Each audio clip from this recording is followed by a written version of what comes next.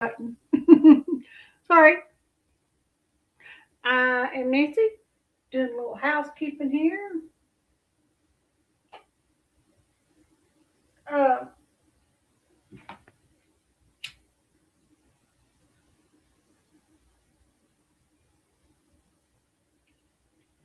Ouch. Don't hit it. Okay. Sorry, I was lighting my incense there. Okay, so this morning, my moderator called me. Are you up? She texted me. Yep, I'm up. Were you really up or did you? No, I'm up. I've already made my bed, everything. I'm up, okay?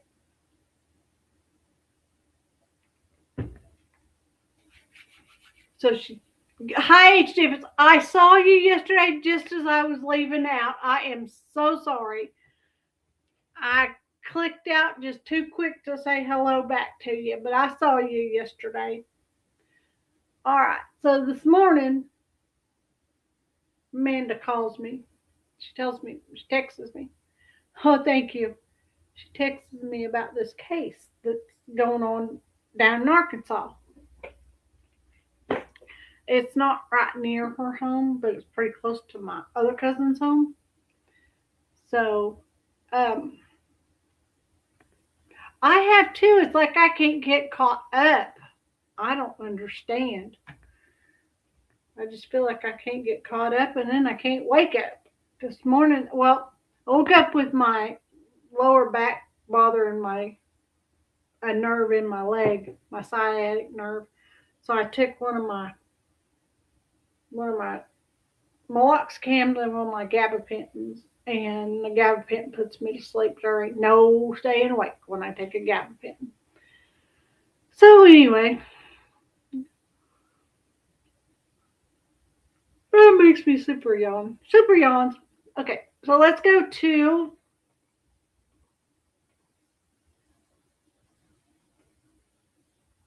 I'll tell you the little bit about the backstory on this. Overview. On December 3rd, 2025, 40-year-old Charity Bialis um, also referred to as Charity Powell Bialis, and her two 6-year-old twins were discovered banged and unalived in their home in Bonanza, Arkansas, located in Sebastian County. And now this is on the border to Oklahoma. It's like Fort Smith has roads that go straight into Oklahoma, or you can go through Bonanza outside of Fort Smith. You can go through Bonanza and go through many islands and end up in. I think many islands is actually in Oklahoma because I think Amanda lived in Little Island, Mini Island. I don't remember what it's called, but I know they got a red barnfish house there, and they had it. Well, it had burned down, but they did have the best catfish. I mean, this long, this wide, this thick. It was catfish. Oh, it was good. Okay, anyway. Okay, the bodies were found following a welfare check, and all three had apparent bang wounds. The Sebastian County Sheriff's Office is leading the investigation, which has involved executing multiple search warrants, at least 18 reports as of early December, with assistance from federal agencies including Homeland Security Investigation and the Secret Service. No arrests have been announced, and the medical examiner's office finding on the cause and manner of unaliving are still pending as of mid-December 2025.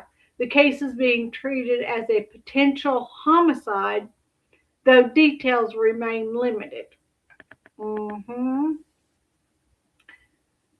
Connections to divorce proceedings. The deaths occurred just one day after a final hearing in Charity Bialis' divorce from her estranged husband, Dr. Randall Bialis, on December 2nd, 2025.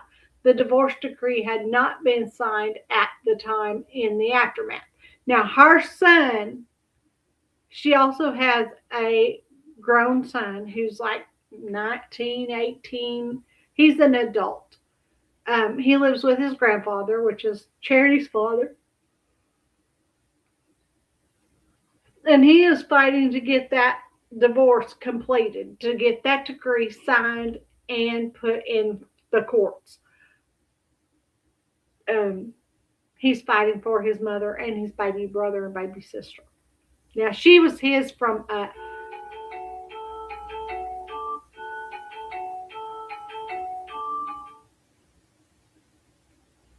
okay, that was Bullhorn Betty.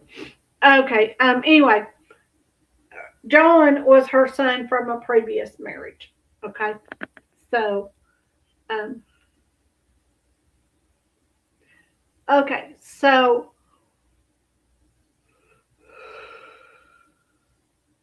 Circuit Judge Shannon L. Black ordered a case abated on December 8th. Now, I don't know what that means. Where's my monitor? Hey, Siri. What does abated mean? Abate means of something perceived as hostile, threatening, or negative, become less intense or widespread. Okay, thank you. Okay, so apparently it was less intense, okay, on December 8th. Charity's adult son from a previous relationship, John Randall Powell, sought to finalize the divorce decree and be appointed administrator of her estate. Randall Bialis opposed this in a subsequent motion. Randall Bialis has cooperated with investigators, providing a voluntary interview and access to requested items, according to his attorney. He claims he was unaware of any emergency hearings in the divorce and has been portrayed as having been the only motive in some public discussions. Charity's family, including her father, Randy Powell, has been vocal about recovering her body and pushing for justice. Currently, the her body is being held in Little Rock, and that none of the investigators or anything will give information to her father or her adult son, and I don't have a clue why. Okay, so related, the investigation has a resourceful or resurfaced questions about the 2012 death of Shauna Bialis, Randall Bialis' previous wife. Shauna, aged 34, was found unalived in their Fort Smith home from a gunshot bang to the head, which was officially ruled as self-inflicted by the Fort Smith Police Department. Randall reported that she had threatened self-infliction. He left the home briefly and returned to find her unalived. The case was reopened in 2021 after new information was provided to the Bonanza Police Department, including claims involving Charity Bialis, though her father clarified she only knew the alleged perpetrator, not that she was directly involved. It was closed again due to insufficient evidence, with much of the original evidence destroyed in 2014. Shauna's family and others, including media discussions on shows like Crime Stories with Nancy Grace, are now calling for the case to be reopened in light of recent unaliving. No official reopening has been announced as of December 16th, 2025. Okay, now there's a whole lot more of this. This is the first wife. Excuse me, Shauna Bialis. That they said unalived herself, like right in this area, and there's a lot of information about that. But most of what I could read to you would make what I'm going to tell you, what I've got from Nancy Grace, because I have an interview with Nancy Grace, um, to play for you. Let me see if I can open it up. Oops, that's not it. Okay. I gotta figure this out. Hold still, hold still.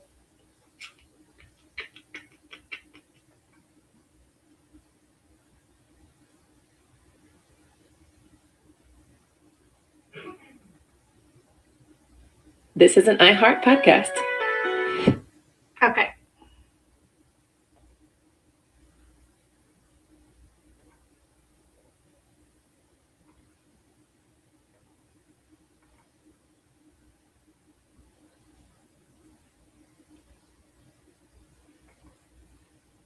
There it goes. All right.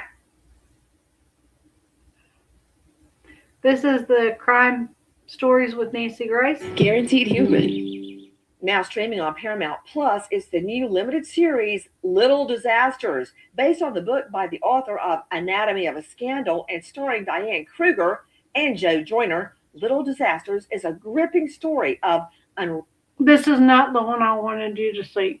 Sorry, hold on. Let me see if I can find it.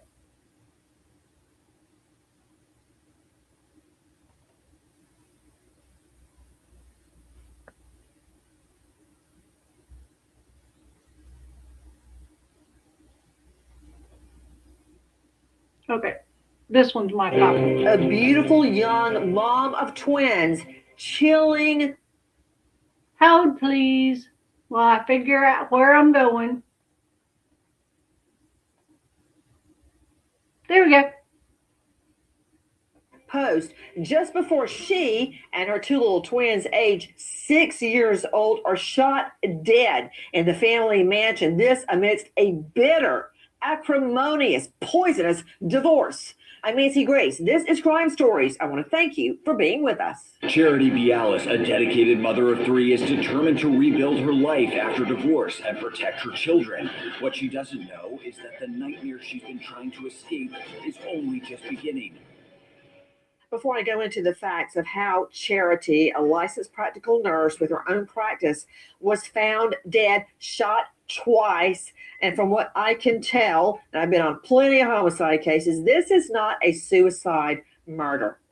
She is shot twice, we've been told, in the chest and the head. That was not a suicide. But get this, her two little twin children, 6 years old, also dead from gunshot wounds. That is the golden ticket right there. A boy and... This man right here is her dad. Okay? It's not the guy that did what happened to her. Allegedly. a girl, twins. 3 of them gunned down in their own home. There's another child. His name is John Powell. He is Charity's oldest son, and joining us tonight, 2 very special guests. Her son, John Powell, who is fighting for her in court as we go to air tonight, and who many people consider to be Charity's soulmate. Her father joining us, Randy Powell. Gentlemen, thank you for being with us tonight. Very welcome. Thank you. Thanks for having us. It really means a lot. To both of you, our deep, deep sympathies. And I know we can't make you feel any better, but at some point, please know there are thousands and thousands of people out there that are praying for you and your pain that you're going through. Yes, ma'am. John, when did you learn and how did you learn your mother, Charity, had been killed? I went to work just a normal day, and before I got out of work, I was getting text through Facebook and text message that something bad had happened, and nobody would tell me really what it was, but something bad had happened. And when I got home, I left work early. My grandfather told me that people was already telling him through Facebook and things that my mother and baby brother and sister had been killed. So you find out through basically digital media and then start getting all Right. these calls.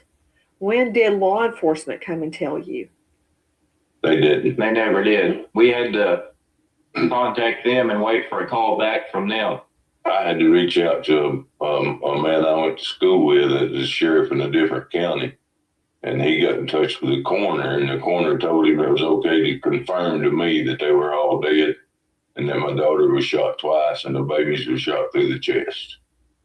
And that's how we found out. Okay, I just got to cut the chase. The husband, the doctor, how is he regarded in the community? What I don't understand why law enforcement wouldn't come and tell you what happened. Well, he had millions of dollars that he hid as soon as she filed a divorce and handed it out to anybody that was receptive of it. And I can't answer that question of why they wouldn't come and tell me. They told me that they didn't have time and that they didn't know how to get in touch with me was their excuse. So they're sorry they didn't know how to get in touch with me. Mr. Powell, Randy Powell, Charity's father, when Charity married Dr. Bielis, did she know he had another wife that died of a gunshot wound? Did she know that going into this? Yes, ma'am, she did. Bielis, a highly regarded doctor specializing in family and hospital medicine, was previously married to Shauna Jeanette Graham Bielis, a practical nurse who died in 2012 by a gunshot wound to the head at the age of 34. Her death was ruled self-inflicted, but Shauna's family say the death scene never made sense. Okay, I've got so many directions I need to run down with that, but let me state right now that Dr. Bielis. What do I have to say about that? Where did it go? Hold, please.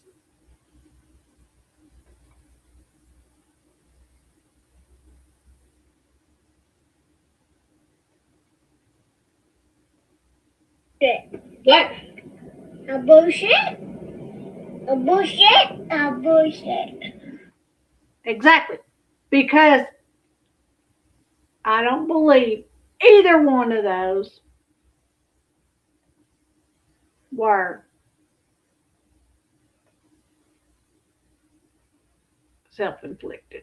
Okay. Now I got to go back and find out what I did wrong. I clicked off of that and it'll only let me play one video at a time. Now I got to go back and find Nancy Grace again.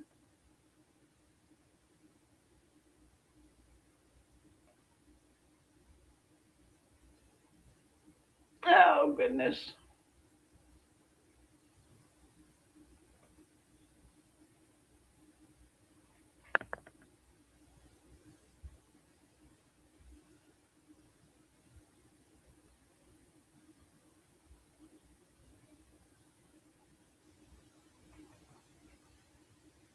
A beautiful young attack, stroke, unexplained, and of course, homicide. Joe Scott, you know, my head's about to blow off right now. Do you, and There we go.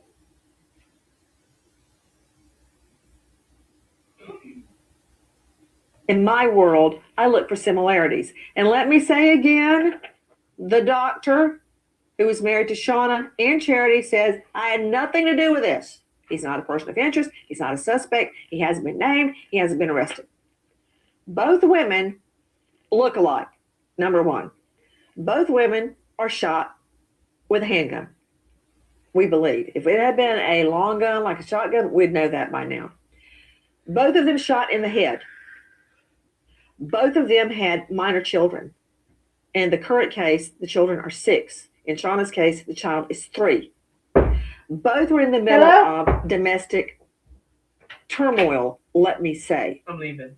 The Have a marriage good was night. blowing up. Love you. Both women were found at home, were shot in the home and their bodies found in the home?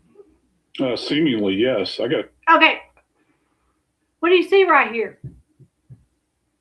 We've seen pictures looking down this driveway of this house already in this series of pictures. Dr. Bialis was there. Then he left to go to work for a couple hours. Then he comes home and the family's been unalived. How did they get there? Whoever did, whatever happened, how did they get inside that home with this iron gate right here shut? Obviously, the way it looks like it's on a motor that you have to click a clicker to open the gate and close the gate. And if you have enough money down in that area, if you have enough money to put a gate like this on your property, you're going to lock it every time you leave. Trust me. Bialis's name is big down there. The name is well known. He's a good doctor. I don't know what his specialty is. He was never my doctor. But he was a good doctor, and yeah.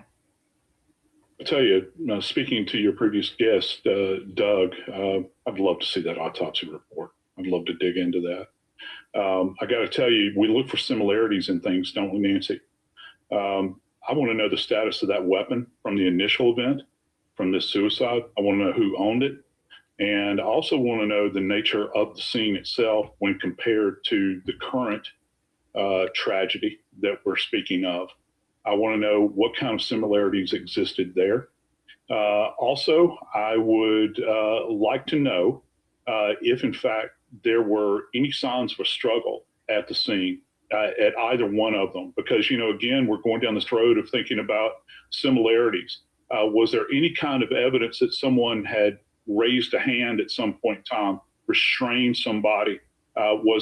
They did say that at Shauna's, at the house in Fort Smith where Mr. Bialis and Shauna lived, that furniture was disrupted and overturned, and I would say that sounds like a sign of struggle. Is there any chance that, because you have to eliminate this idea that if they're saying that this is someone else that done it, we want to know if we can eliminate that and strike that off the list. However, I will say this, Nancy, most of the time, as you well know, most people that wind up dead in a circumstance like this, you always have to look at those in the immediate, intimate circle. And as an investigator, that's what I'm anxious to dig into. Another similarity is that both women were autopsied by the same person. Yep. That's rare, isn't it? Yeah, it is. If we're talking, not in Fort Smith, not in Fort Smith, because Fort Smith is a big city, yes, but I'm thinking since they're being held in Little Rock, it sounds to me like there wasn't a efficient person to do the autopsy in Fort Smith. Autopsy had been done in Fort Smith, yes, but okay, we'll just say I think it's because he's a doctor and he said we'll send him to wherever for an autopsy. That's probably what happened. I don't know.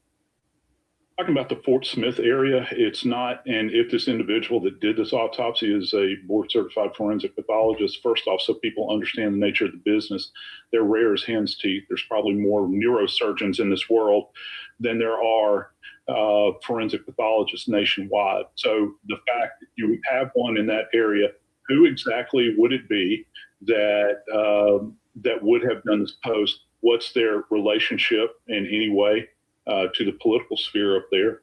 I'd like to know, are there any other issues? Now, this is Shauna. This was the first wife.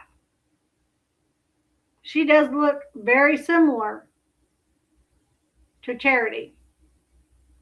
I mean, if she dyed her hair black, they could almost be, except her lips aren't as full as Charity's. But yeah. And she was a nurse practitioner, which was like next step up to being a doctor. And Shauna is some kind of nurse also, but she's not a doctor nurse, but she has her own practice too. So with them, and what specifically, this is the medical community we're talking about, right, Nancy? That peels back another totally different layer here when you begin to think about that. Mm-hmm. Did this suspect? So you've got one doctor, medical examiner, and the husband is also a doctor. Yeah, and that's certainly something that we would want to lean into and try to understand that.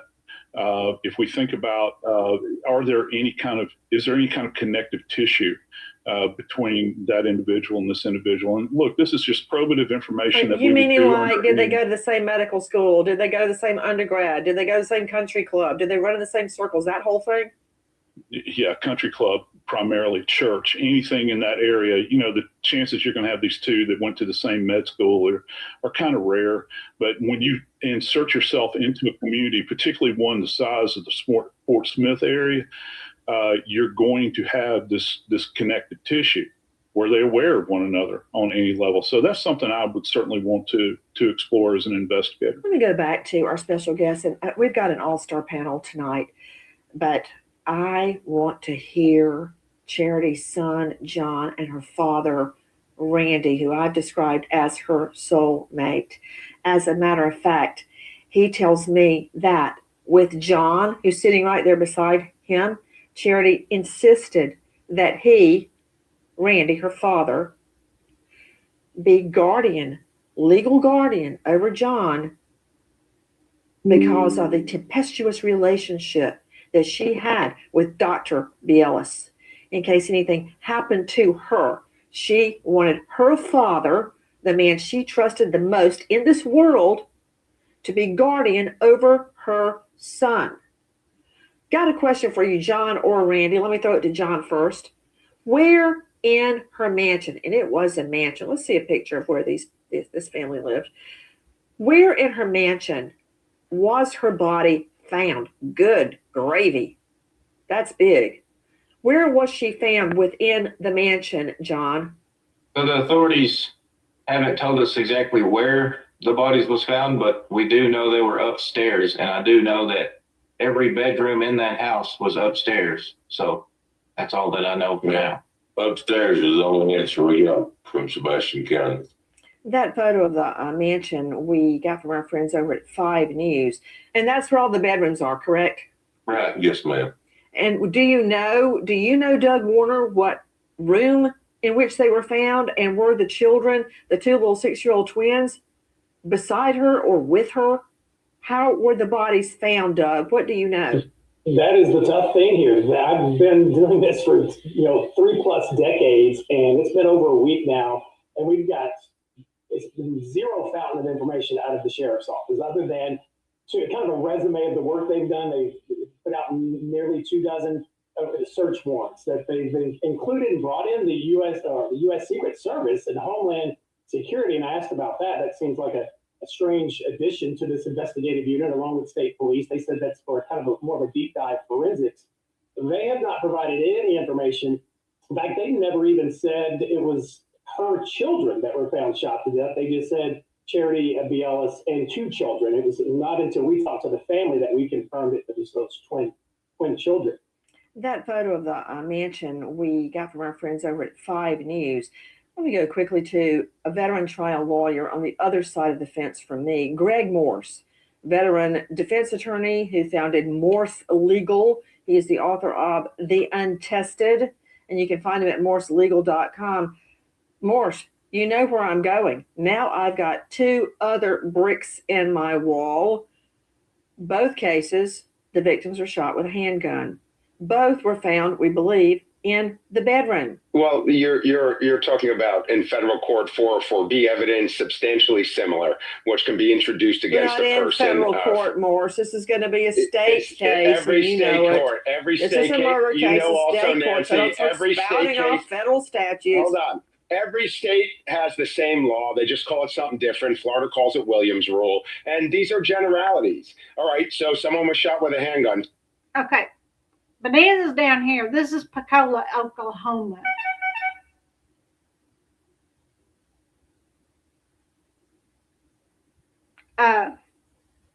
And Fort Smith's just like right here. I mean, it's like it looks like a long ways away, but if you walk a lot, it's walking distance. And depending on what part of Fort Smith you're in. Because this part of Fort Smith, like right at the edge of Fort Smith, like going up, because go up this way and you go up towards Fayetteville and all that's up this way. So, yeah, it's not very far to Bonanza from Fort Smith. 2 people. Handguns are used in most crimes. They're women. Okay, that's a pretty common thing. 51% of the country is women. There's nothing specific. 51% of the country were not is, married to Dr. Randy Bialis. No, Just but 2 you're women. asking for substantially similar under the law. I mean, this person could just tragically be unlucky. This could be coincidental for this person. We also have in Arkansas, it's the 11th highest suicide rate in America. So the substantially similar, well, it is, you're right, this could be used. And if the doctor is charged, they would maybe try to get this in, even though there's a designation of suicide. However, these are generalities right now. There's nothing that's linking it back. But one thing that is important, I would like to know is, have any shell casings or any type of fragments been found, and have they been entered into the national database? NIBIN, and to see what type of hits come on those, because that's a database that takes all fragments, whether someone is arrested or not, all shell casings that police find in responding to an event, and it's put into this national database. So you're right, there are similarities because this person was married, his first wife, suicide, second wife, suicide, they're women, a handgun, but you would need more specifics to get that in under substantially similar. Nellie. Hold on. Nobody said suicide in Charity's death. In fact, she was shot in the head and the chest. Joe Scott Morgan, you're the death investigator. What? If I listen to Morse, I've got to believe either her 6-year-old child shot her and their sibling, or I have to believe she, Charity, shot herself in the chest and went, yeah, that's not good enough. I'll now shoot myself in the head. That did not happen. No, I think that's completely implausible. I would, going back to the rounds that were fired, I would like to know the nature of those, and specifically the caliber of the weapon that's utilized. I want to know the status of this previously owned weapon. I want to know where it is, whose hands it is in at this moment in time. I want to know if there's been any kind of recent purchases of firearms on the part of any of the parties involved in this case. I want to know if our victim here, this mother, I want to know if she's purchased a handgun recently, or maybe she was gifted a handgun. I want to know all of that data so that it can completely be assessed. Any rounds that perhaps were recovered from this first case that we mentioned, I want to know what the status of that round is. I want to know, is there a ballistic match to that earlier weapon? And here's the big one. I want to know if that round from that earlier suicide could potentially match the ones involved in this questioned homicide at this moment in time. Again, I want to stress. Very good questions. I'd like to know those answers. In jail. I want the killer in jail. Dr. Bialis has not been named a suspect. He's not been named a person of interest. He has not been arrested. In fact, he asserts his innocence. As we go to air tonight, he is presumed innocent under the law. Listen. Remember her as a good Christian woman that loved her children and loved her family and friends more than anything. But she always put God first. and I'm ready. Charity's courage and unwavering love for her children are tested when her estranged husband grows increasingly dangerous. Randall Bialis allegedly choked Charity in front of their young children, pleading guilty to third-degree domestic battery. Joining us an all-star panel, but I want to go back to Charity's first son. He's joining us tonight. It's John Powell. And joining us is who many people consider to be Charity's soulmate, her father. They were very close, practically connected, joined at the hip, so loving each other. To John, I've seen photos of you with her twins, the boy and the girl. There you are holding them. One thing that really was poignant to me, first of all, in a lot of the photos, I've spotted the same little outfits, the exact same outfits I got for my daughter.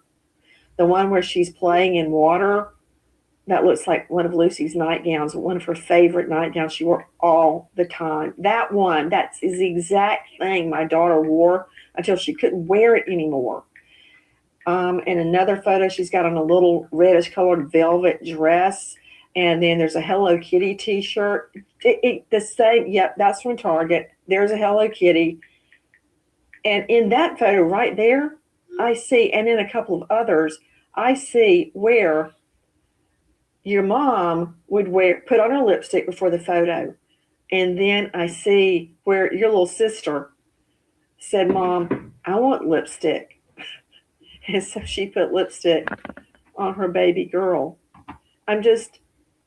She loved them so much. I want you to tell me about Charity as a mother, John. She was a very loving mother, without a doubt. She loved her kids more than anything. She loved family. She always put God first.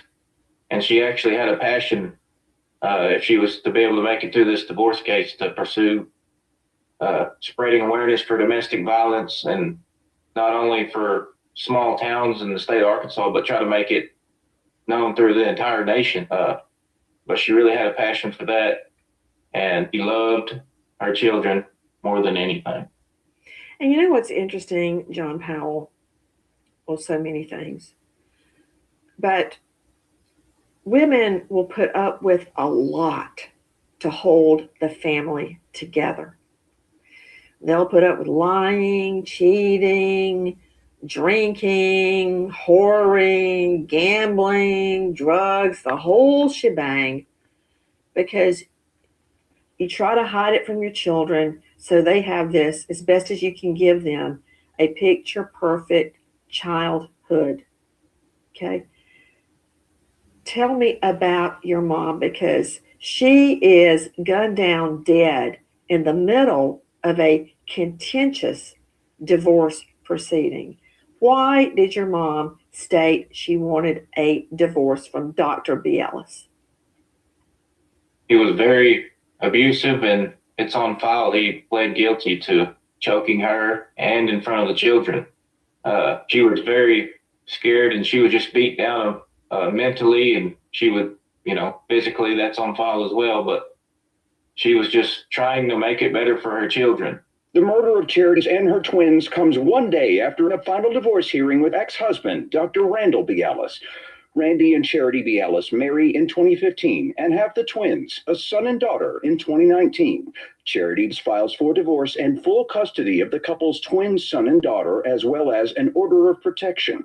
In the final divorce hearing, Dr. Randy Bialis is awarded joint custody of the children.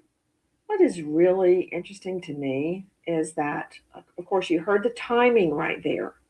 This is one day after a final divorce hearing between the two of them.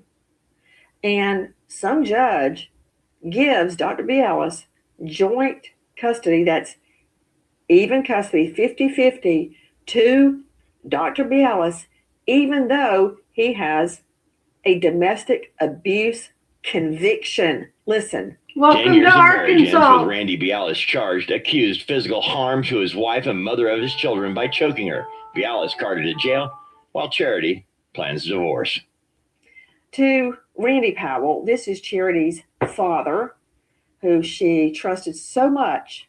She wanted him to be legal guardian over her oldest son, John, sitting right there, in case anything ever happened to her. I'm confused about how a man, even though he is a well-known and well-liked medical doctor, how did he get joint custody when he pled guilty to domestic assault, domestic battery? Millions of dollars can do wonders, I assume. I had no idea how any judge could give him any kind of custody. After filing for divorce and custody, Charity finds herself treated unfairly. Estranged husband Randy Biala's domestic violence charges have yet to be adjudicated, and Charity posting, "I'm the victim, yet I've been treated like the problem, while the criminal, a local doctor, is being shielded by the very system that's supposed to protect us," and says she tried reaching out to prosecuting attorney, but he won't even accept a letter from me. Desperate to protect her family, Charity takes the brave step in filing for both divorce and a protective order against Randall. After the final divorce hearing, the unthinkable happens. Charity and her children are brutally killed. Shortly before her death, Charity Biala's mother, beloved member of her entire family, is found shot dead. One shot to the head, one shot to the chest, we have been told, although the autopsy is being kept secret. Along with her, her two children, twins, boy and girl, Ileana and Maverick, just 6 years old. We are told shot in the chest. Just before that, a cryptic post made ostensibly by Charity, and it states, quote, "If a woman's partner has ever strangled her even once, her risk of being murdered by that same partner with a gun shoots up 750% compared to a woman who has never been strangled." Shared by a Daily Press article. That's a fascinating statistic. That a person that would strangle a woman or another person, but they're talking about women in this study, but a person that would strangle a woman, and if she lived through it, she's 700 times more likely to be unalived in another manner.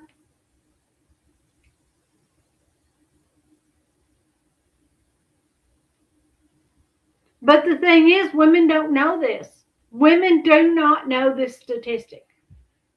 Thank goodness none of my exes, even as horrible as they were, none of them ever tried to do anything like that to me. I'm thankful. Right out to Dr. Janie Lacey joining us, licensed psychotherapist, CEO of Life Counseling Solutions, author of How to Heal from a Toxic Relationship, and host of the Resilient Professional podcast. Dr. Janie Lacey, thank you for being with us. What can you tell me regarding the stats on women that have been strangled by their partner and lived, at least through that incident? You know, Nancy, strangulation is the single most important warning sign we have. When a partner puts their hands around someone's neck, they're rehearsing murder. The research is clear. A woman who's been strangled by her partner, and Charity shared that in her post, is 7.5 times more likely to be killed by him. And that's not a red flag. That's a death sentence waiting to happen. And here's what people don't understand, Nancy, is you can strangle someone and leave no marks. And when victims report it, there's no bruising. So they're often not even believed. And it's not about anger in that moment. It's about showing her, I own your neck breath, Nancy. Dr. Janie, she stated in her very mysterious post prior to her murder that women that had been strangled and survived that strangulation, that they're 750% more likely to be killed, she says, by gunshot than women who have never endured a strangulation. 750% more likely. That's a lot. That is a lot, Nancy, and that's exactly correct. Is when a woman who gets strangled, it becomes 750%. Let's kind of think about that. More He's likely got to his be killed finger by up him. in And to there. me, that is not a digging red for flag. That is a gold. death sentence waiting to happen. And we know strangulation is the single most important warning sign that we have. And that is important for us to understand. When you strangle someone, you don't leave any marks. You're telling that person, I can take your breath away at any moment. And we know that that person is not, we're dealing with someone capable of killing Nancy.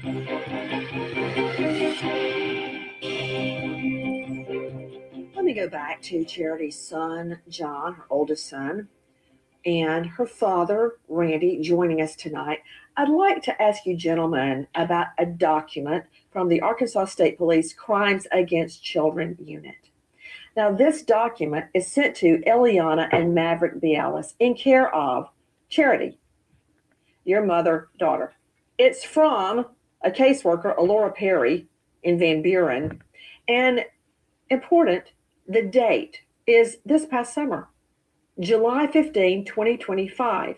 Name of the alleged victims, Eliana and Maverick Bialis. Those are the twins, now dead, shot dead. The name of the alleged offender is Randy Bialis, aka Dr. Bialis. It says the Arkansas State Police received allegations of child maltreatment involving the above. It was reported on March 31, 25.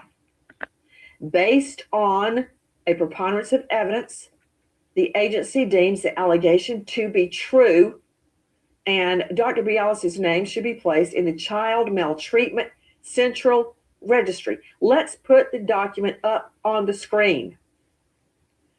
It states that the type of maltreatment was abuse, abuse with or without physical injury for both children, and abuse, threat of harm to the boy, Maverick. Did Charity ever confide in either of you, Randy or John, why this complaint was filed and why the allegations were deemed by a preponderance of evidence to be true by the Arkansas State Police Crimes Against Children Unit? What happened?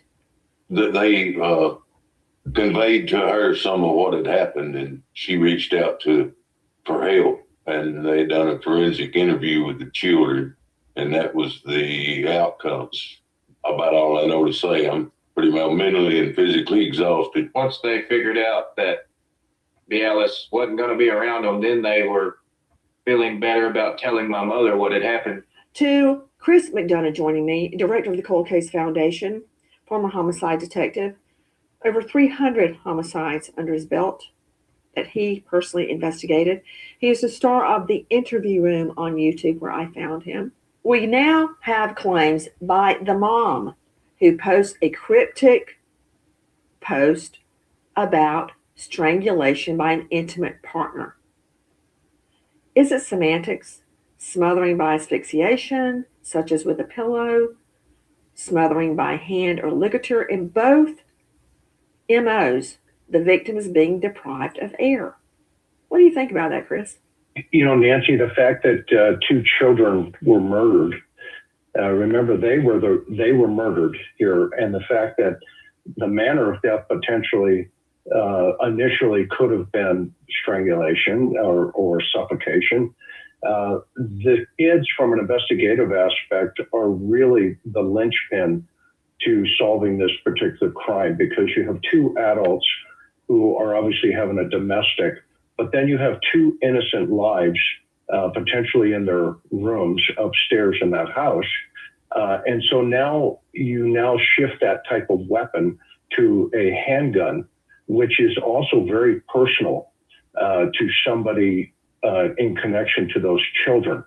And so I think that's where the forensics expertise of the Secret Service is going to come in here, because they're going to go back and they're going to try to pull ballistics, they're going to try digital evidence, et cetera, and they're going to try to make sense of that. So it's really not a whodunit.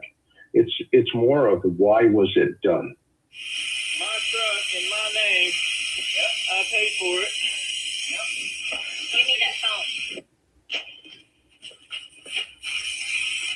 Give me your phone. I'm shutting it off. Here comes the next one. What are you gonna do? John Powell, we just showed a video of Dr. Bialis slashing your tires of your truck. What happened? So I actually was trying to do good for myself and become a lineman. I was applying to go to lineman school, and I had just gotten back from there across the state. And when I entered the house, Bialis started mouthing me and using profanity and being real negative toward me. And I didn't know really why or what was the cause for it.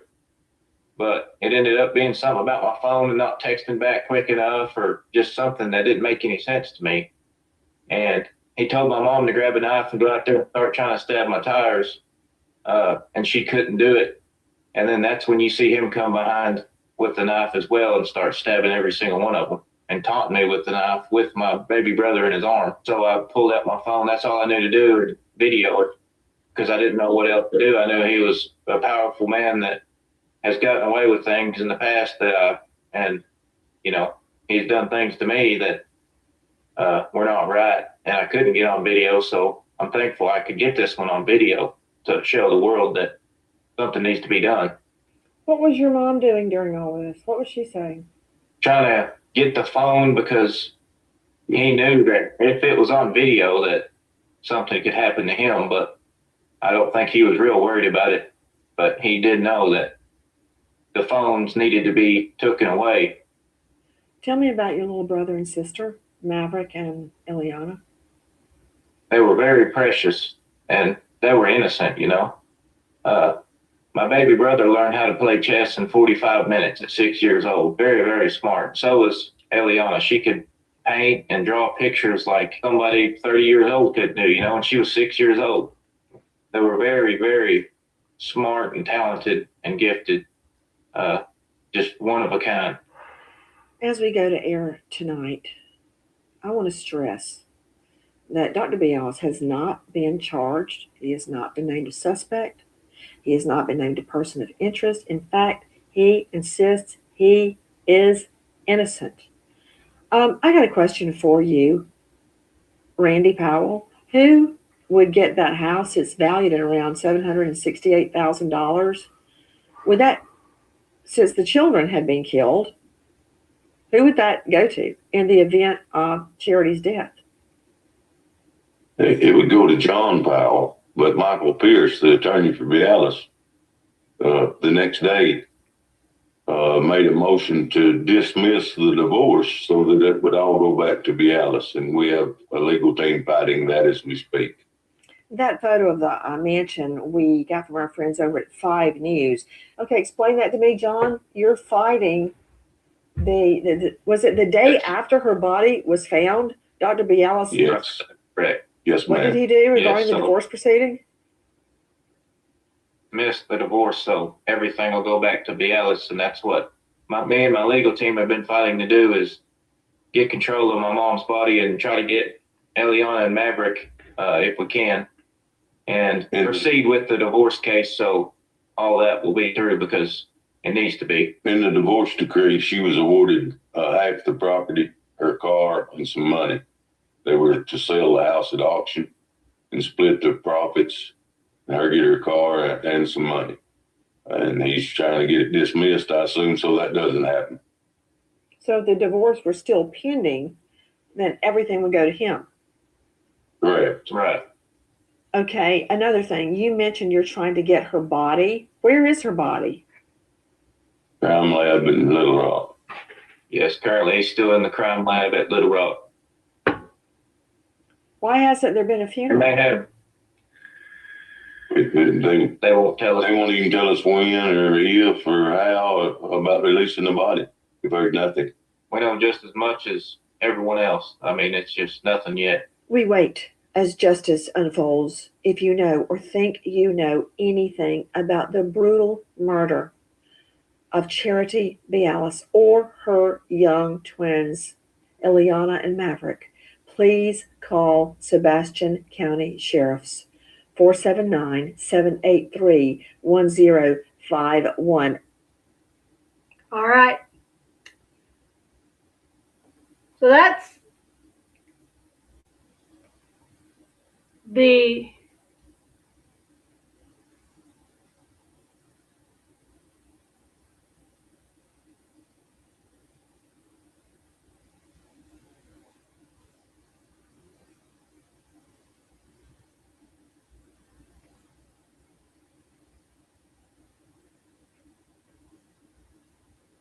okay.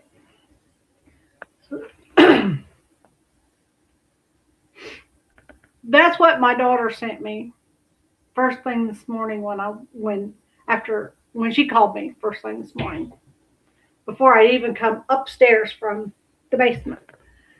So, and then that was like 6:30, 6:45, something like that. Cause I'd made my bed and I was waking CJ up and that sort of stuff. And I was until after 11 editing that with the pictures that I added to her podcast. So I edited her podcast. She had like sections of, it was like an hour and something long, but a lot of it was commercials, and I edited the commercials out for time. Okay, now, according to 4029, which is out of Fayetteville, Arkansas, Judge in Bialis divorce says Charity's father made irate accusations against her the day of his daughter's unaliving. I don't know about that, but let's listen.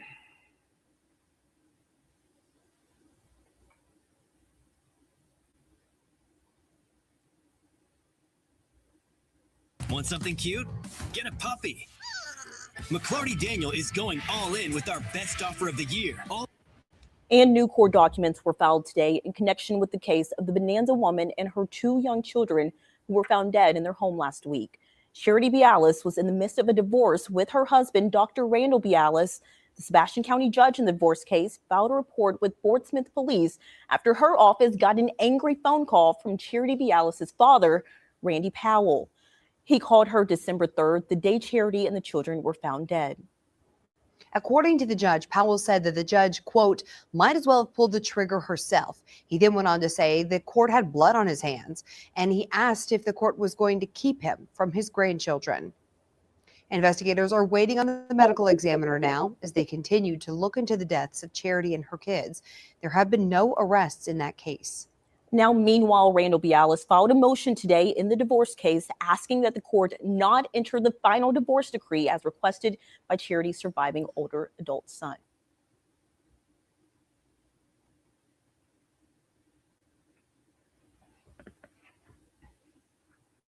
So,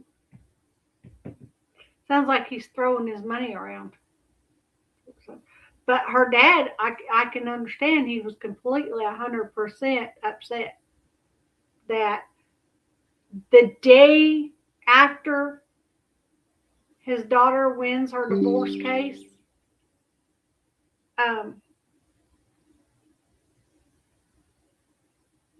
she's unalived.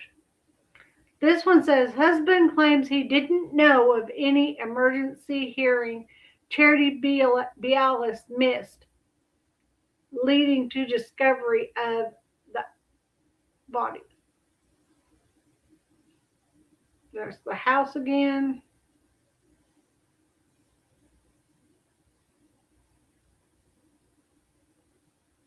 I don't think there's actually, because I can't click on any of these. That's a cool black shirt. Okay, I guess there's not a whole lot here. Because there's no story to go along with that, just a picture. This home is 1118 South 1st Avenue in Bonanza, where the bodies of Charity Bialis, 40, and the 6-year-old twins she shared with her estranged husband, Randall Bialis, were found on December 3rd by police doing a welfare check. Visit River Valley DemocratGazette.com RV photos for today's photo gallery. River Valley Democrat Gazette /Penny Weaver. Okay. And then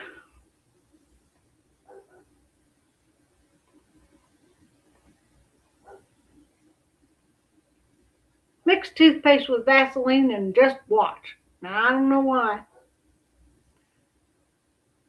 Red fluid on her hands. Arkansas doctor's wife and twin children found unalived day of final divorce hearing. Victim's father blames judge in angry voice message. Authorities say 40-year-old woman and her 2 young children were found unalived in their Arkansas home at the same time her divorce was being finalized, and family members believe her husband is behind the unalivings. Deputies are investigating the Bang Bang unalivings of Charity B. Alice and her 2 children after they were found unalived in their home in Bonanza, Arkansas on December 3rd. In a news release of Sebastian County Sheriff's Office, they were called to the home that morning to conduct a welfare check. When no one answered the door, law enforcement was able to gain entry with the help of 2 people who were employed at the home. He knew the whereabouts of that body. Ex-police chief faces retaliation after accusing sheriff of foul play, covering up a death. Oh, that's a different story. Sorry. They found Bialis and her twin children unalived with wounds. Authorities state that both children are approximately 6 years old. Autopsies are being conducted to determine the exact cause of unaliving. Authorities have yet to identify or arrest any suspects in the case, but the deaths come on the day after Bill's final divorce hearing with her husband, 56-year-old Dr. Randall Bialis. According to KFSM, Charity filed for divorce from her husband in March, nearly 1 month after Dr. Randall Bialis was arrested on charges of domestic violence. Court documents obtained by local news outlets state that Bialis choked and caused physical harm to his wife in February. Jail records reveal he was charged with aggravated assault on a family member, third-degree domestic battery, and 2 counts of third-degree endangering the welfare of a minor. In October, his charges were amended to include only third-degree battery, to which he pled guilty. He was given a 1-year suspended sentence and was ordered to pay $1,500 in court fees. The judge oversees the criminal case also ordered him not to have contact with his wife or any members of their family unless authorized by a valid court order. In August 2025, Charity Bialis commented on an unrelated KSFM Facebook post. I'm living this battle right now. I am the victim, yet I've been treated like the problem while the criminal, a local doctor, is being shielded by the very system that's supposed to protect us. I've tried to reach prosecuting attorney Daniel Shue, but he won't even accept a letter from me. My voice as the victim has been shut out. This is not just about me. This is about a system that protects offenders and rejects victims. Lives are at stake, including the lives of young children. Dang! I had to remind myself that we were in Bonanza, Arkansas, as opposed to Hendersonville, Tennessee. Online court records on the divorce proceedings reveal that the Bialyses got married in 2015. They stopped living together in February 2025. The final divorce hearing took place on December 2nd. The bodies of Charity and her children were found the day after. Then on December 4th, an attorney for Dr. Bialis filed a motion to dismiss the divorce case because the plaintiff passed away. Even though Dr. Bialis hasn't been named a suspect in the unalivings, Charity's family believes he is the culprit. They say he filed for dismissal to get the property and assets Charity would have received in the divorce. Randy Bialis is a powerful, evil man. All he cares about is money and himself. Charity's oldest son, John Powell, told KNWA, "There was nobody else in the world who had any reason to harm her or those babies but him. And that was only for financial gain and for the hatred that he had." Charity's father, Randall Powell, added. The Powells said that Charity fought for months during the divorce to preserve the safety of her children and herself. Now, all three of them unalived, John Powell said, adding that he knows Charity would have fought tooth and nail to protect those kids. "I know she went out with a fight." "I promise you," Randall Powell said. According to local outlets, the judge presiding over the divorce case has not yet ruled on Dr. Bialis' motion to dismiss. However, the victim's father believes the judge is accountable for his daughter's red rum. 12th Judicial Circuit Judge Shannon L. Blatt said Randall Powell left a voice message for her after the woman and children's bodies were discovered, 4029 reports. Specifically, Mr. Powell stated that the judge might as well have pulled the trigger herself, that the judge essentially unalived his daughter and grandchildren. According to a letter Blatt wrote to the two attorneys in the case, Mr. Powell also stated the court has red liquid on their hands and asked if the court was still going to keep him from his grandchildren. As for the Bang Bang deaths, deputies say they're still investigating. Search warrants have been written and executed, with more search warrants anticipated during the investigation. Deputies wrote interviews have taken place with more anticipated information is still being gathered. The investigation is ongoing. Homeland Security and Secret Service have joined the investigation. So, I mean, what more can you say? But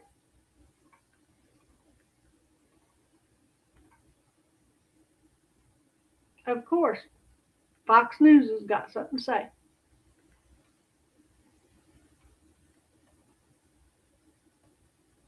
Arkansas woman and children found not alive at mansion home day after final divorce hearing was with estranged husband. Charity Bialis had told state senator she feared for her life and her children's safety.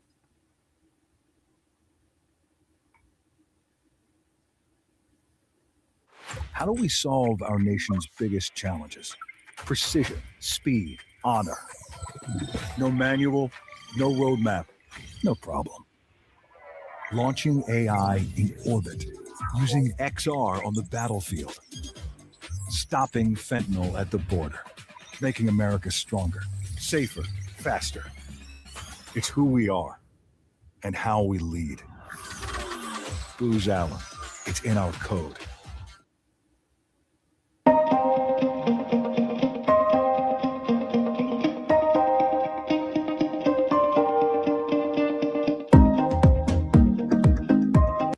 I think that's going to be all commercials.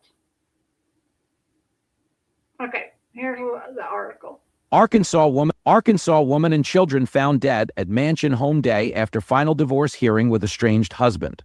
A woman and two of her children were found shot dead in their Arkansas mansion home just one day after a hearing to finalize her divorce, according to officials.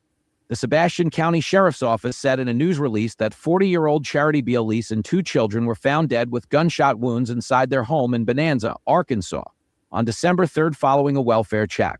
The shooting happened just one day after the final divorce hearing for Charity and her estranged husband, Randall, according to 5 News.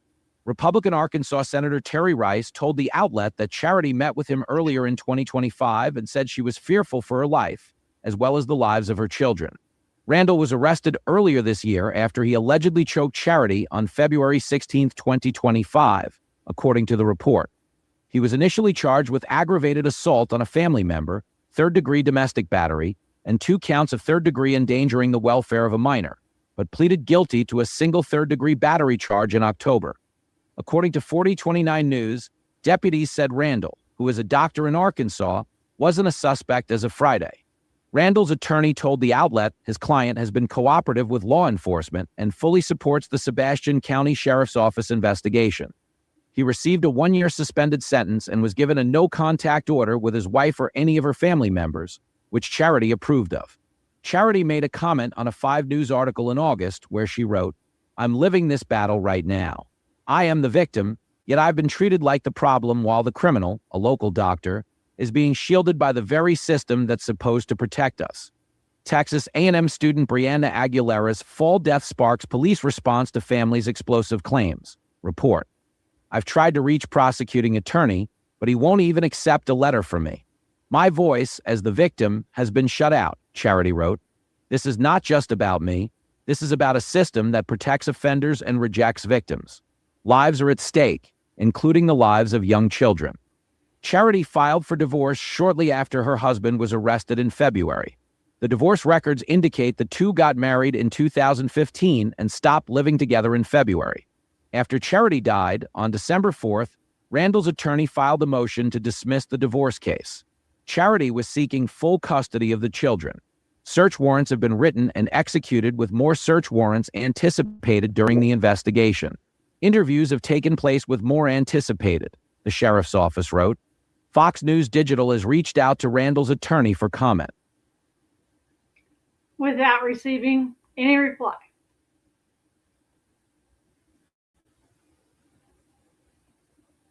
Okay.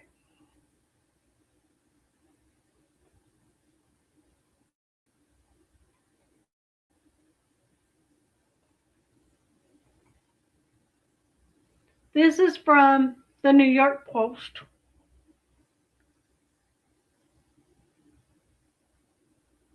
I don't know how to get rid of the commercials. Mom, 6-year-old twins, bang, unalive in $760,000 mansion amid bitter divorce battle with Dr. Husband.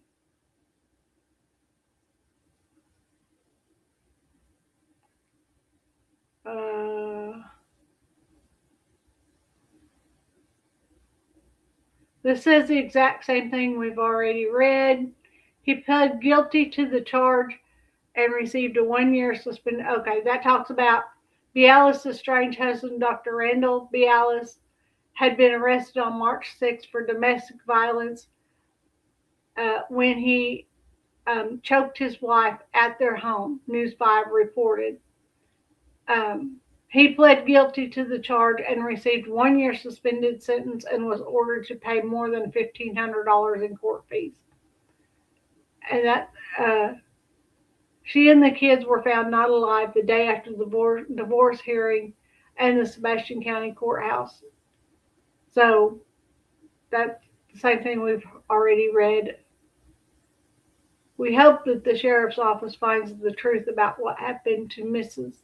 Charity Bialis and their children. Amen. They'll find out the truth, but they're not going to ever tell nobody. I'm sorry, Sebastian County is like horrid.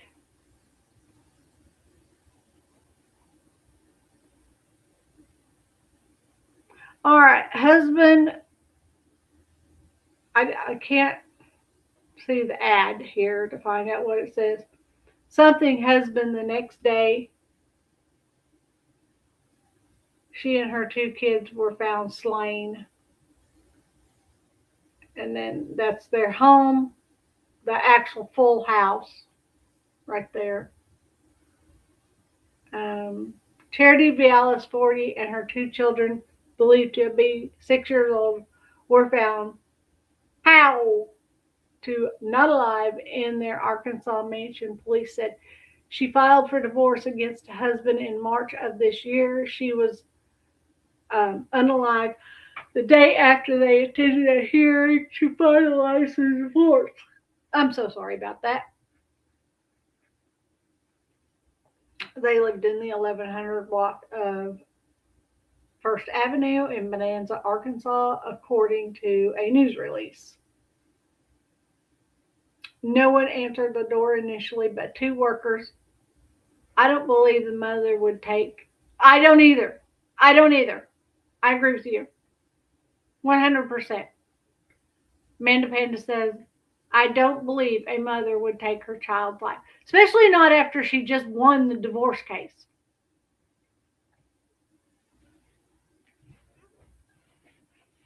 I guess my gabapentin this morning got to you too when you didn't even take it because you're in a different state. But yeah.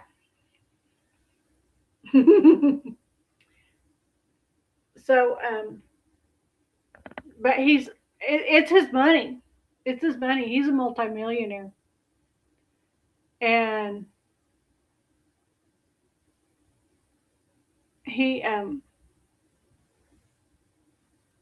the 2 attended the final divorce hearing on Tuesday, December 2nd at the Sebastian County Courthouse in Fort Smith, the day before she and her children were found not alive in their home, the outlet reported. On Thursday, December 4th, a day after deputies found Bialis and her 2 children not alive in their home, Randall's attorney filed a motion to dismiss the divorce case because the plaintiff passed away, per the outlet citing court records. Okay, now, listen. Okay, you're fighting. You're getting a divorce, okay? Things aren't going well between you and your spouse. Even if you were in a divorce case, if your spouse was found unalived, you would be distraught to a point. Anybody should, if you had any kind of heart at all. I'm not going to find my spouse not alive today and go straight to the attorney tomorrow and say, stop the divorce, she's dead, I don't have to worry about it no more, I get everything.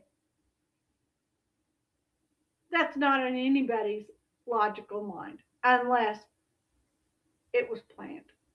Because what if his attorney knew, if anything happens, you put a stop to this divorce right away, as quick as you possibly can. If anything goes wrong, you put a stop to this divorce right away. Money talks and BS walks.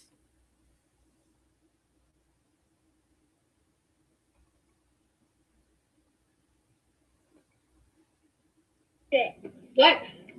A bullshit? A bullshit? A bullshit.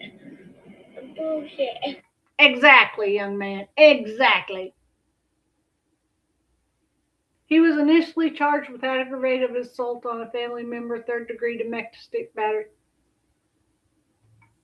I think the fact that he had just got granted partial custody is what is scaring him. And he thinks that the older son is going to take the kids. That makes sense. Makes a lot of sense. But the older son also just went to school to become a lineman, so he's not going to be home a lot. He's going to make good money. He's just not going to be home a lot.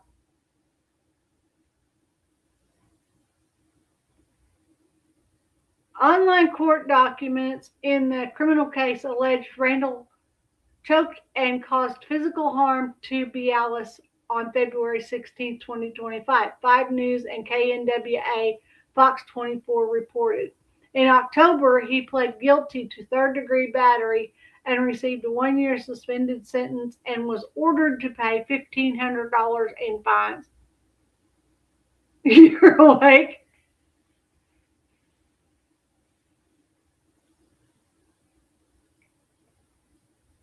That's unallied, like, right. The older son can't take the children, but he does want custody of their remains so that he can give them a proper burial. That's what he's fighting for in court right now. Okay. In August 2025, Bialis commented, on, I figured out what you were trying to say. Commented on an unrelated 5 News Facebook post writing, I'm living this battle right now. I am the victim, yet I've been treated like the problem while the criminal, a local doctor, is being shielded by the very system that's supposed to protect us. She wrote that she tried to reach prosecuting attorney Daniel Shue, but he won't even accept a letter from me. My voice as the victim has been shut out. This is not just about me. This is about a system that protects offenders and, rejects victims. Lives are at stake, including the lives of young children. The case is public information. Arkansas State versus Randall Bialis, case number 66 GCR-25-31, available in Court Connect. The transparency matters, accountability matters, victims matter. The comment continued. John Powell, Bialis' oldest son, told KNWA Fox 24 that his mother did everything she could to protect herself and the 2 young children in the past year. My mother fought for 9 months, the last 9 months, to save her life and them babies, and nothing happened, Powell told the outlet. Now, all 3 of them are not alive. He said he believes his mother would have fought tooth and nail to protect the children. She went out with a fight, he said, per the outlet. Shue and Randall's attorney did not immediately respond to people's request for comment. So, she went out with a fight. And I don't know. I have sources in the area that if something big comes up, I can find out. But I think his money's gonna get everything to just go away, because I know how the system works in Fort Smith, and the wrong person usually gets punished for a crime.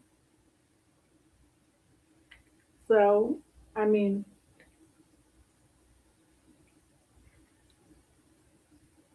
but I must. Oh, behind me? No.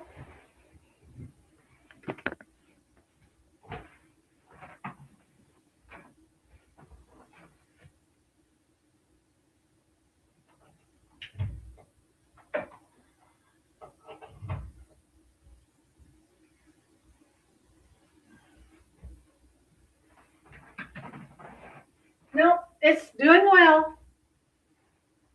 I just needed the outlet for something else.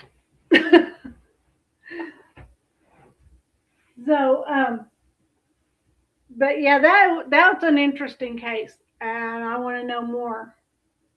I want to know how it's going to turn out. Is Bialis going to get everything? No, you're fine. You're fine. But I don't know. I think he's going to walk away scot-free.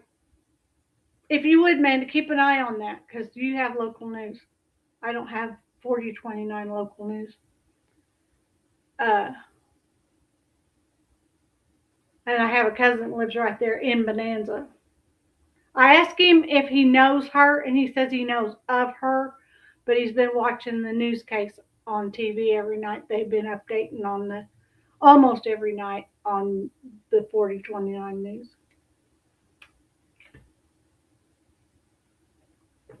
I'm interested in this one too, because it really feels like nobody is talking about the fact that this has already happened once. Right.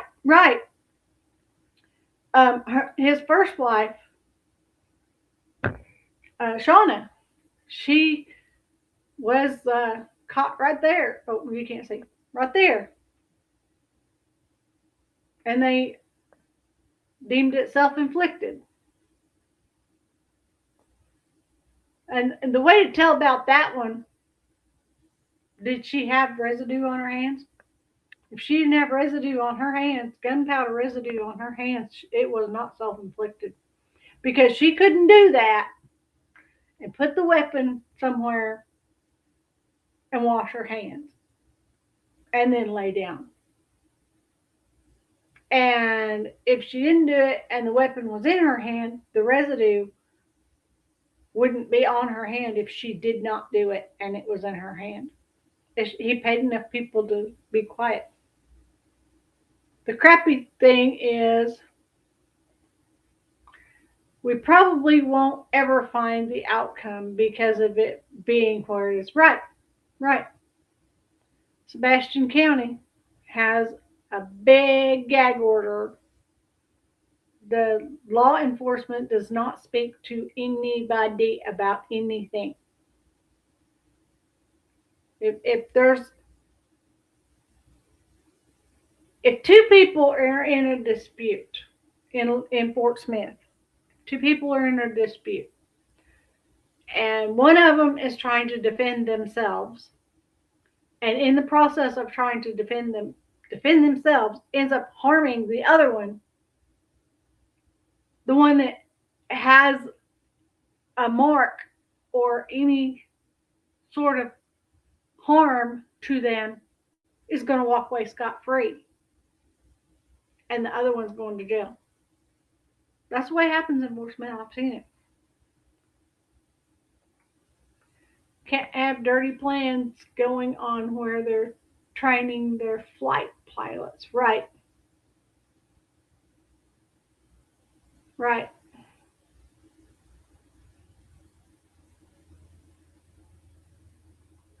And since Little Rock's involved, and there is an actual Air Force base in Little Rock where they do train pilots and stuff. You know, I know what you're saying. Little Rock's worse than Fort Smith, but there's areas in Little Rock you don't go in after dark. Even if you're just driving through, you run them red lights, or your car's going to be stripped while you're sitting there waiting on the red light. I'm telling you. Fort Smith can only be in the news because of the Air Force base. Exactly.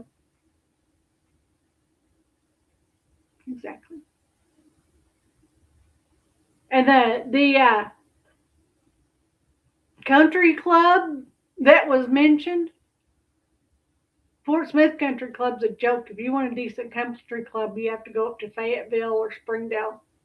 My dad and brother used to go up to Fayetteville and Springdale and golf because they would prefer to golf up there than in Fort Smith.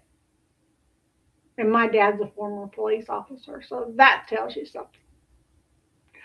All right. You haven't been here. No, I haven't. And I'm glad. I left in Arkansas in 2018, and I go back to visit the kids, my daughter and my sister. But as far as go back and stay, I have no desire.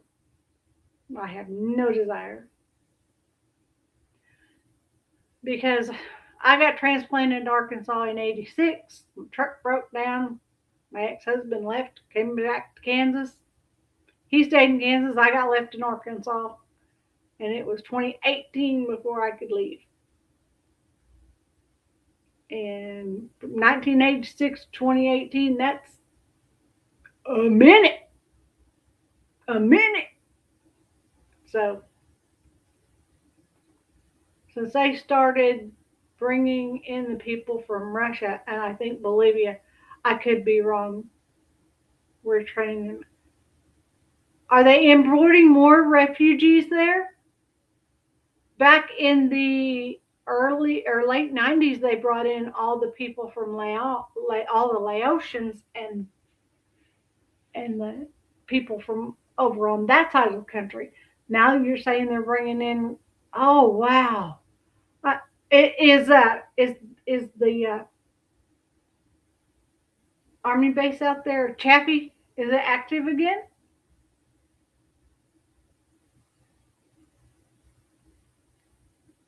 Wow. Wow. I feel for you, child. Flight training them. Okay. Well, be careful. There's been a lot of things going on with the air traffic right now. And part of it is, yeah. I know we took CJ out to Fort Chaffee to go for a walk and kind of like hiking and let him take pictures and see some of the old Army vehicles that are out there. But there were areas in Chaffee we couldn't go to.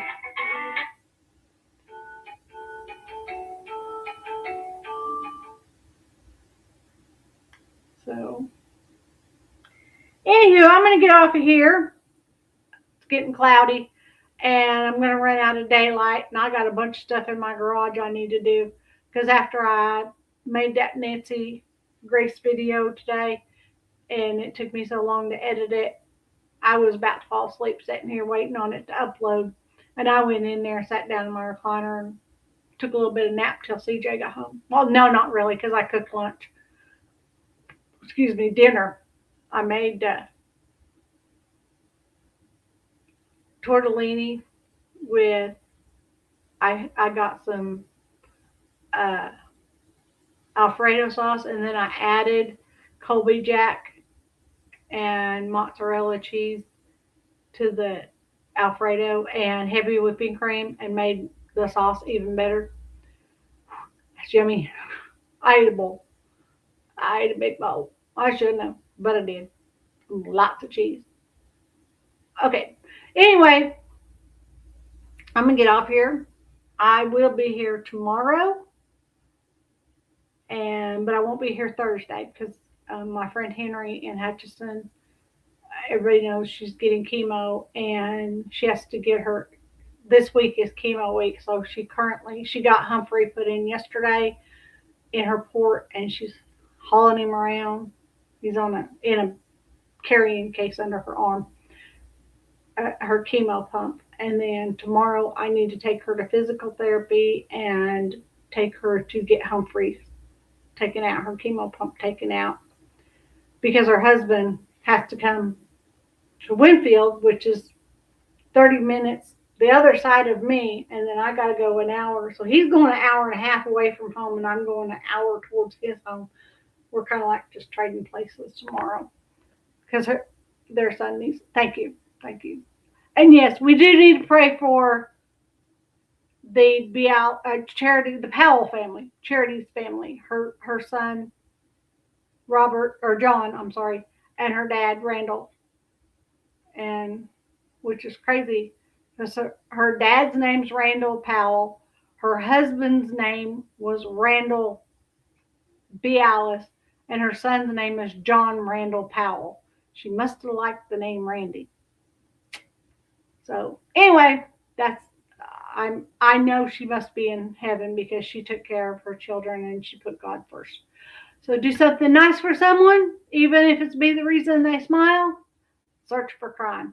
I will see you tomorrow. Love y'all.